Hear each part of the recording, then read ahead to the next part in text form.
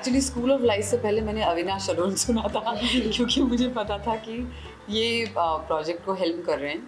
तो मैं बहुत सालों से चाहती थी कि मैं इनके साथ काम करूं, और उसके बाद स्कूल ऑफ लाइफ का पता चला, जो सब्जेक्ट है और जो इतनी खूबसूरती से ईशानी ने लिखा है। So it was just no brainer, जिसे कहते हैं एक एज एन एक्टर आपको बहुत कम सब्जेक्ट सामने ऐसे आते हैं जो आप जानते हैं कि आप वो करेंगे। आपको डर लग रहा है, आप एक्साइटेड हैं, all kinds of emotions go through your mind, but I am very very happy to be a part of school of life. Directors का नाम अक्सर नहीं बदलता है, जो अच्छी बात, और उन्होंने कमाया है अपने नाम के लिए एक गुडविल ना। उनके साथ पहले काम किया था, वो काम करने से पहले किला देखी थी, किला देख के लगा ओहो अच्छा रहेगा काम करें, तो किया। तो छोटा 20 मिनट की कहानी थी। तीसरे दिन कहा अविनाश ये तो और ज़्यादा काम करना है आगे। फिर ये जब प्रोजेक्ट बना रहे थे तो बातचीत हुई, करना चाह रही थी, कर लिया। फिर कहानी भी वो और बेहतर शब्दों में बताएंगे कि बहुत ज़रूरी है कहानी। तो कहानी सुंदर है, वो अच्छा काम करते हैं। फिर जैसे जैसे और कौन है नाम जितने सुनती गई, मुझे लगा ये बहुत ही अच्छी कंपनी में मैं होने वाली हूँ, ज़रूर ये जाके अपना बेस्ट में करके आती हूँ। देखिए, एक्टर या तो पैसे के लिए काम करता है या लोगों के लिए काम करता है। मतलब लोग इन द सेंस कि लोग जो अच्छा काम करते हैं उनके साथ। तो यहाँ हम अच्छे लोगों की वजह से आए, पैसों की वजह से नहीं। नहीं, मुझे तो मतलब इस दुनिया के ऊपर, बोर्डिंग की दुनिया के ऊपर एक्चुअली बहरहाल मैंने जब पहले कुछ इंसिडेंट्स पढ़े थे न्यूज़पेपर्स में, और ये किसी एक कहानी पे या फिर एक इवेंट पे बेस्ड ऐसा नहीं है। देयर लाइक इट्स लाइक बहुत सारे इंसिडेंट्स को जब मैंने पढ़ा और एनालाइज़ किया, सोचा, उसके बाद लगा कि एक इस तरह की एक कुछ कहानी हो सकती है जो सिनेमैटिकली भी इंटरेस्टिंग हो, जिसको दर्शाना एट द सेम टाइम जो ऑडियंस जिसको देखे और कुछ एक नया एक डायलॉग देखने के बाद एक शायद शुरू हो, और कई अगर उनको अगर कुछ एक जो ऐसे सवाल जो अक्सर हम अपने आप से नहीं पूछते हैं या फिर दूसरों को नहीं पूछते हैं, जो दबा दिए जाते हैं, या फिर जिसको बहुत, क्योंकि ऐसा सच, क्योंकि ऑब्वियसली ये टाइटल जो है वो स्कूल ऑफ लाइज के बारे में बोल रहा है, लेकिन ऐसे बहुत सारे सच है जिसके बारे में हम लोग बात नहीं करना चाहते सोसाइटी में। तो उन सारे ट्रूथ्स को किस तरह से दर्शाया जाए, ये इसके पीछे की भावना थी। और ऐसा कुछ करने को मिलना, इस तरह की कहानी बोलने को मिलना, मुझे लगता है कि ये अपने आप में बहुत ज़्यादा मैं अपने आप को लकी समझता हूँ कि डिज्नी प्लस हॉटस्टार और BBC इंडिया ने हम सब पे ट्रस्ट किया, and I'm really excited now that it's coming out. Yeah. लेकिन मैं बोर्डिंग में नहीं था। इनफैक्ट मैं स्कूल से 2 मिनट की दूरी पर रहता था। और मुझे याद है मैं लंच ब्रेक के लिए, हमारे पास एक लंच पास होता था जिस पर लंच टाइम पे मैं घर जाके खाना खाता था। सो हाँ, मतलब स्कूल का टाइम ऐसा है, आई थिंक अडल्टहुड में आने के बाद आपको कॉलेज ज़्यादा इन्फ्लुएंसिंग लगता है, लेकिन स्कूल में एक इनोसेंस होती है, वही एक चीज़ है। देखिए, क्योंकि इंसान उस वक्त अपनी ज़िंदगी को एनालाइज नहीं कर पाता। उस वक्त हम बस we are going through it, we are just living our life day to day. ठोकर खा रहे हैं, मार पड़ रही है, ये हो रहा है, फेल हो रहे हैं, पास हो रहे हैं, but we are going through it. It's only when you look back is that you are able to, आप उस पर लेबल लगा सकते हैं कि इस वक्त शायद मेरी जहनियत, मेरा मेंटल स्टेट ये था। तो ये बहुत ही इंटरेस्टिंग एक फेज़ होता है इंसान की ज़िंदगी में, जिसको आप सिर्फ पीछे देखते हुए आप कर सकते हैं एनालाइज। जब आप जा रहे हो उसके थ्रू, तब आपको बहुत बहुत कम पता होता है उसके बारे में। और ये बहुत ही that's what makes it interesting and mysterious, and I guess that's the connection with the show that makes it mysterious and intriguing and interesting as well. लेकिन जो आप ज़िंदगी में क्या चल रहा है, बच्चे किस दौर में से गुजर रहे हैं, और मतलब मैं खुद कहाँ से गुजरा हूँ। मुझे नहीं लगता कि ऐसी कोई मार्कशीट तो छोड़ दो, लेकिन मुझे कभी किसी ने बात की मेरे साथ कि क्या हो रहा है तेरे साथ, क्या लग रहा है तुझे, सब एक ही सवाल पूछते कि बड़ा होके क्या बनेगा, या फिर कौन सा सब्जेक्ट पसंद है, या फिर क्या है। लेकिन कौन मेरे साथ मेरी इनसिक्योरिटीज़ को लेके, या फिर मुझे क्या मतलब, क्योंकि उस उम्र में अगर एक इस तरह की बातें अगर, और मैं ये नहीं कहता हूँ कि वो बिल्कुल ही नहीं होता है, लेकिन कभी मतलब most of the times parents are busy, आपके ही हम उम्र बच्चे आपके साथ होते हैं, और उनको ऑब्वियसली इस तरह की मैच्योरिटी है नहीं। वो अपने आप में एक अलग कंपटीशन में लगे हुए होते हैं, किसी बच्चे को अच्छा दिखाना, किसी बच्चे को बुरा दिखाना, या फिर बहुत एक लड़कपन में उलझे हुए होते हैं। लेकिन एक मैच्योर एक पर्सपेक्टिव जो एक इंस्टीट्यूशन एक जो देना चाहिए हमारे यहाँ पे, वो अक्सर बहुत कम स्कूलों में होता है। मेरा एजुकेशन सिस्टम के साथ जो मेरा जुड़ाव रहा है वो बहुत बचपन से इसी वजह से रहा है, क्योंकि my father was an educational officer, and I had seen lot of teachers coming at my place and discussing things, and वो सारी चीज़ें चलती थी। और एक वाक़या, बहुत ही इंटरेस्टिंग वाक़या मुझे याद है, जब एक फोर्थ या 7th स्टैंडर्ड में था, और एक स्कॉलरशिप्स की जो एक एग्ज़ाम होती थी, कुछ एक वोकेशनल ट्रेनिंग की या फिर कुछ, आई डोंट नो। तो मैं एग्ज़ाम दे रहा था, like one of the teachers came to me with a chit just because I am an officer's son, and like and I was like ये क्या हो रहा है, ये मुझे क्यों, मेरी तरफ क्यों आ रही है ये। और मैं बौखला गया, और मैंने उनसे बहुत बदतमीज़ी से बात की। मैंने मतलब आप क्या कर रहे हैं, आपको समझ में आ रहा है, that like sort of like मुझे बहुत हर्ट किया उस चीज़ ने, कि क्यों, मतलब मैं लिखूं नहीं लिखूं, मुझे जवाब आ रहे हैं नहीं आ रहे हैं, ये अलग बात है, लेकिन मैंने कभी आज तक कभी चीट नहीं किया। और आप बोल रहे हो कि आप ये ले लो, और आप तो ऐसे भी इंसिडेंट्स हुए हैं जो मुझे लगता है कि, लेकिन मुझे बहुत कुछ सिखा दिया उस बात ने, कि दुनिया, एक अडल्ट की दुनिया कैसी है, क्या है, किस तरह के। तो मुझे नहीं लगता था कि तो इस तरह की भी चीज़ें होती हैं।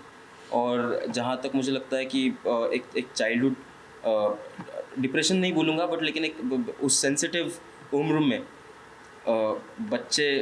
कुछ बच्चे शांत होते हैं, कुछ बच्चे एक्सप्रेसिव होते हैं, और कुछ बच्चे बहुत ही सिक्योर्ड एनवायरनमेंट से आते हैं, कुछ बच्चे बहुत ज़्यादा अनसिक्योर्ड एनवायरनमेंट से भी आते हैं, और एक दूसरे से टकराव उनका उस दौरान होता है। और जब बच्चे यहाँ पे, मतलब एक बोर्डिंग स्कूल को चुनना इस वजह से था, क्योंकि यहाँ हर किसी को एक वहाँ पे ना एक समान एक स्तर मिलता है वहाँ पे। लेकिन और कितने बच्चे जो है अपनी मर्ज़ी से आते हैं बोर्डिंग में।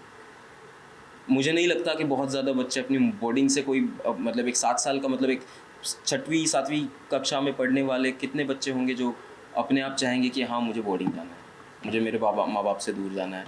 मैं ये नहीं कहता हूँ कि बोर्डिंग अच्छी चीज़ है, बुरी चीज़ है। We are not commenting on that. What we are like just trying to like convey here is that like it's very important to look at this matter sensitively, और एक अलग तरह का डायलॉग करना अपने बच्चों के साथ, टीचर्स के साथ, इंस्टीट्यूशंस के साथ, और this is what this show is about. जी, मैं एक्चुअली आर्मी बैकग्राउंड से हूँ, तो मैं कुछ 6-7 स्कूल्स गई हूँ। तो मेरे साथ मेरा बचपन, मुझे पता ही नहीं था कि एक स्कूल में पूरा समय गुजारा जा सकता है। मेरे लिए वो रियलिटी थी कि हर 2-3 साल बाद हम अपना बोरिया बिस्तरा बांध के और कॉन्वॉयज़ में जाते थे, ये कैंटोनमेंट से वो कैंटोनमेंट, और वो ट्रेन ली और फिर वहाँ चले गए। तो मेरा चाइल्डहुड जो है वो ऐसा निकला कि हर 2-2.5 साल में मुझे अपने आप को एक हर स्कूल में रीइंट्रोड्यूस करना पड़ता था। नए दोस्त, मैं निम्रत हूँ, अच्छा मैं आपको पसंद करती हूँ, आप मेरे दोस्त बनेंगे क्या। और उस दौरान आई थिंक मैं आज ये ज़रूर कह सकती हूँ कि मैं एक्टर इसीलिए हूँ क्योंकि एक जो कॉमन कड़ी थी उस पूरे समय में, वो ये थी कि मैं हमेशा स्टेज पे कुछ ना कुछ ज़रूर करती रहती थी। बिकॉज मुझे समझ में आ गया था कि वो एक ऐसा तरीका है जहाँ पे आपको लोग मिल जाते हैं, आप लोगों से बातचीत कर सकते हैं, लोग आपका नाम पता चल जाएगा लोगों को। सो मैं हमेशा कल्चरली ज़रूर कुछ ना कुछ करती रहती थी स्कूल में, कुछ तो ड्रामा, डिबेट, कुछ ना कुछ, जो मुझे स्टेज पे ले आए किसी ना किसी तरह। तो मेरी स्कूल की सबसे अच्छी मेमोरीज़ वो हैं। एक वो कॉमन थ्रेड हमेशा रहा है। कुछ स्कूल्स अच्छे थे, कुछ स्कूल्स इतने अच्छे नहीं थे, लेकिन एक अच्छे स्कूल का डेफिनेशन यही है, और मैं अपने हमारे शो के साथ उस बात को ज़रूर रिलेट करूँगी कि एनवायरनमेंट जो है वो बच्चों के लिए नर्चरिंग होना चाहिए, और बच्चों में एक कम उम्र में कोई डर ना पैदा हो, वो सिक्योर और कॉन्फिडेंट अडल्ट्स बन पाएँ, at least in the best capacity. जो भी स्कूल्स इंस्टीट्यूशंस होते हैं वो उनको एक प्लेटफॉर्म दें जहाँ पर उनको किसी भी तरह का डर ना हो। आई थिंक वो बहुत इम्पॉर्टेंट है, और एक अच्छा स्कूल मेरे हिसाब से वही होता है जहाँ पे बच्चे इनकरेज रहते हैं हर एक अपना एस्पेक्ट एक्सप्लोर करने के लिए, भले वो एक्स्ट्रा करिकुलर एक्टिविटीज़ हों, स्पोर्ट्स हों, it's not an apples to apples competition, every child is inspired from who they are. So that for me is a good school, and I've been very fortunate to be in some of them. मुझे नहीं लगता कभी मैंने उन्हें thank you कहा होगा, but अभी कह देती हूँ क्योंकि मैं कोशिश करती थी फर्स्ट आ जाऊँ एकेडमिकली, सेकेंड या थर्ड रह जाती थी, और जैसे हर कंपटीशन में ये जाती थी, मैं जाती थी, फर्स्ट आ गई, सेकेंड आ गई, थर्ड आ गई, कोशिश हो रही है हर जगह जीतने की। एंड जब मुझे लगा कि मैं पढ़ाई में पीछे छूट रही हूँ, उस डर से मैंने एक्स्ट्रा करिकुलर एक्स्ट्रा कहते थे क्योंकि वो इम्पोर्टेंट मानी नहीं जाती थी वहाँ पे, तो वो इम्पोर्टेंट नहीं, उसको छोड़ दूँ ताकि मैं फ़र्स्ट आ जाऊँ एकेडमिक्स में। मैं वो गलती करने वाली थी, बट सोनी मैम ने मुझे कहा कि तुम जानती हो जो दूसरी बच्ची है फर्स्ट आती है, तुम सेकंड थर्ड आती हो, but I love you more. I said why? She said because you excel in different things, so to become perfect in one, don't leave so many colors that you have. तो वो सब मत छोड़ते रहो, हर चीज़ करते रहो, कोशिश करते रहो, नहीं होगा, but don't become a किताबी कीड़ा, that will take you nowhere. अब ये भी समझ में आता है कि उन्हें कोई और आपको वैलिडेशन दे या ना दे, आप खुद ये देख लो आपको अच्छा क्या लग रहा है, लेकिन अपनी तरफ से जो बेस्ट था उन्होंने कहा, और उस माहौल में वही बात बहुत समझ से भरी हुई थी। मैं किताबों के बाहर जितनी भी चीज़ें सीखी, कर पाई, करती हूँ, that is because she told me कि किताबी कीड़ा, एकेडमिक एक्सेलेंस इतना ज़रूरी नहीं है लाइफ में जितना लगता है। And she meant a lot to me. So what she said, 4th class के बच्चे की लाइफ आगे अलग हो जाती है अगर वो अलग तरह की होती। तो जैसे वो बार बार कहते आए हैं कि 7 साल तक एक्सपीरियंसेस जो होते हैं ना, 7 साल की उम्र तक के, वो आपको शेप कर देते हैं। उसके बाद उनको बदल पाना, खुद को बदल पाना, बहुत ही करेज के साथ, वो प्रिविलेज कितनों को मिल पाएगी पता नहीं। तो तब तक उन बच्चों का ध्यान रखते हैं हम सारे मिलके। ऑफ कोर्स, मतलब मैं बहुत सारे स्कूलों में पढ़ा हूँ, मैं एक जगह नहीं पढ़ा हूँ, और हमेशा नए नए बच्चों के साथ, सिस्टम्स के साथ, टीचर्स के साथ एडजस्ट, अकोमोडेट करना, बुली भी बहुत बार हुआ हूँ, तो मतलब एक स्कूल में तो मैं मतलब गया, और पहले दिन मेरी इतनी बुलिंग हुई, right in the middle of the term में गया था, और पहले दिन इतना बुली हुआ हूँ। मैं स्कूल मतलब घर गया और मैंने कुछ नहीं खाया पिया, कुछ नहीं, मैंने सिर्फ माँ बाप को बोला मैं स्कूल नहीं जा रहा, मुझे पढ़ना नहीं है, बिल्कुल नहीं। मतलब ये बहुत अच्छा था कि उन्होंने मेरी बात सुनी, and like they shifted just for me to the school, earlier school entire, and फिर मैंने वो टर्म ख़त्म की, and then we had to change, और हम अलग जगह गए। कौन सी क्लास में थे? मैं आई गेस मैं 7th क्लास में था। I guess Killa was like it was based on the books. Of course everything. So it's like तो वो जो होता था, तो बुलिंग हो या फिर कुछ ऐसे भी बच्चे मिलते हैं जो आपको मतलब बहुत ज़्यादा कुछ इंस्पायर कर जाते हैं, आपके ही दोस्त, ऐसे भी कुछ मिलते हैं, और तो अलग अलग तरह के एक्सपीरियंस है। तो ये किसी एक चीज़ से और एक एक्सपीरियंस से नहीं बना है, ये ऐसे बहुत सारे एक्सपीरियंसेस का एक मिल के वो आया है। And at the same time जैसे मैंने बोला कि बोर्डिंग स्कूल में मैं पढ़ा नहीं हूँ, लेकिन मुझे हमेशा वो दुनिया जो है वो मुझे बहुत एक आकर्षित करती रही है कि किस तरह का माहौल यहाँ पे होता होगा, किस तरह का डिसिप्लिन यहाँ पे होता होगा, किस तरह की सॉर्ट ऑफ लाइक एक अलग लेवल पे, एजुकेशन के लेवल पे एक क्लास इसमें होता होगा, because I have studied in like state board school, like जो होता था, मुझे जानना था कि बाबा ये दुनिया किस तरह की होगी, और या तो इस शो के दौरान मुझे वो एक एक्सपीरियंस करने का मौका मिला। जी, मैं काउंसलर का पार्ट प्ले कर रही हूँ। सो मैं ये ज़रूर, मुझे बस इतना ही लगता है कि देखिए, सही समय पर सही इंसान का आपकी लाइफ से जुड़ना और आपके कान में वो सही बात पड़ना, वो अब किस्मत की बात होती है। कई बार हमारे बस में नहीं होता कि उस वक्त हमारी हमारे मेंटली हम लोग बिल्कुल ही वो समझ पाएँ कि हमें ये करना है या ये सही है। और जब तक आप किसी की सिचुएशन में नहीं है, तब तक आपको नहीं पता चलेगा कि वो किस सर्कमस्टांस में है या किस जद्दोजहद में है, या सही गलत बहुत ही एक वो है, एक बहुत सब्जेक्टिव चीज़ है।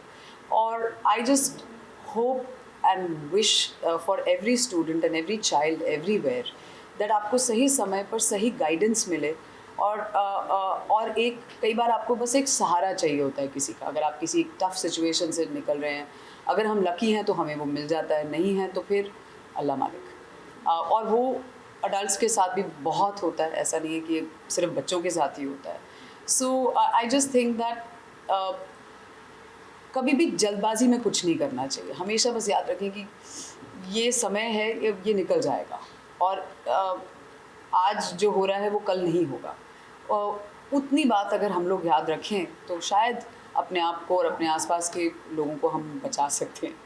सोशल मैसेज, मुझे लगता है कि ऑफ कोर्स एक डायलॉग शुरू हो इन सारी चीज़ों के बारे में, क्योंकि मुझे मतलब मैं कौन होता हूँ मैसेज देने वाला। मुझे ऐसा अक्सर लगता है, मुझे सिर्फ मतलब मैं सिर्फ एक ऑब्जर्वेंट नज़र से मैं देखता हूँ दुनिया को कि बाबा इस तरह की दुनिया इर्द गिर्द हमने इकट्ठा मिलके क्रिएट की है और इस तरह की चीज़ें होती है इस दुनिया में। और ये जब आप देखते हो, और ऐसा नहीं है कि मतलब हर इंसान मतलब अलग अलग, हमारी लाइफ में वैसी घटनाएं नहीं हो रही, कुछ और हो रही है, लेकिन किसी की ज़िंदगी में ऐसी घटनाएं हुई है और वो कहानी मतलब फिल्म ये माध्यम जो है या शोज़, ये माध्यम इसीलिए है कि हम दूसरी लोगों की कहानियाँ जी पाए, देख पाए, उनसे कुछ सीख पाए, वो एक्सपीरियंस कर पाए। और क्योंकि आप जब देखते हो तो आपको ऐसा लगता है कि ये ज़िंदगी में जी रहा हूँ, और वो जो इंसिडेंट में जब जी रहा हूँ तो अलग मेरे अंदर जो मतलब एक इमोशनली जो कुछ एक सैलाब उठता है, और उस वजह से मुझे जो फीलिंग्स आती है और उस तरह से जो भी परिवर्तन मेरे अंदर घटित हो रहा है वो बहुत, और ये मैं बोल रहा हूँ कि एक फिल्म के एक शो के वजह से एकदम से नहीं बदलता है वो मतलब वो संस्कार जो है मुझे लगता है वो सदियों का है, और एक सदियों का कंडीशनिंग हमारा रहा है सारी चीज़ों का। तो सिनेमा ये एक 100 साल पुराना आर्ट फॉर्म है जो बहुत नया है मुझे लगता है। और उसी 100 साल में बहुत ज़्यादा संस्करण इस मीडियम ने किया है, तो मैं कुछ बदलना या फिर कुछ ये होना, मतलब I'll be an optimist if I say that। हर कोई, क्योंकि ये सोसाइटी का ही चित्रण है, तो सोसाइटी का ही एक मिरर है, चित्रण है, और वो हम देखते हैं। और अब मतलब वो वैसी वाली बात है कि मिरर में अपना चेहरा देख के आपको समझ में आ जाता है कि यार मैं खुश हूँ, मैं कैसा हूँ, मैं बुढ़ा हो गया हूँ, मैं जवान हूँ, मैं क्या हूँ, तो वो वैसा है कि अगर वो देखने के बाद जैसे भाव आपके अंदर पैदा होते हैं उसी भाव से अंदर कुछ घटित होता है और आप अपने आप बदलते रहते हो, लेकिन प्रोसेस बहुत स्लो है। वेल 2 जून को डिज्नी प्लस हॉटस्टार पर हमारा शो आ रहा है। बहुत सेंसिटिवली अप्रोच्ड, एक बहुत ही खूबसूरत दुनिया क्रिएट की हुई है, और उस बीच हम आप इस यहाँ पर जो हमारे आसपास हम लोग, आप you will be able to relate to it in some way और अनदर। आपको लगेगा हाँ मैं किसी को जानती थी या किसी को जानता था जिसके साथ ऐसा कुछ हुआ, और आपको एक अंदर एक गहराई में जाने पर मजबूर करेगा ज़रूर। तो ज़रूर शो देखिए और हमें बताइए कैसा लगा।